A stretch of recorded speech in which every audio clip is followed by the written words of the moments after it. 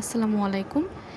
দেখুন, এটি আমাদের তৃতীয় শ্রেণীর রোল নম্বর ১ এর ইংরেজি খাতা। তার ইংলিশ হ্যান্ডরাইটিং কতটা সুন্দর, সে কতটা যত্ন নিয়ে পরিপাটি করে লেখে এটি তার খাতা দেখলেই বোঝা যায়।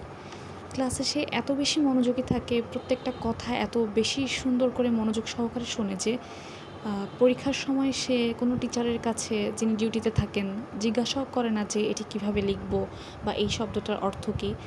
এখানে তাকে আমি ৯ দিয়েছি, ৯.৫ দিয়েছি তার এস না দেওয়ার কারণে, ফাদার্স অ্যান্ড মাদার্সে।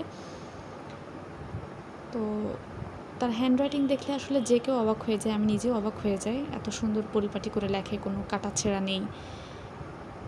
আসলে অবাক করার মতোই ব্যাপার। দেখুন কত সুন্দর করে সে লেখে,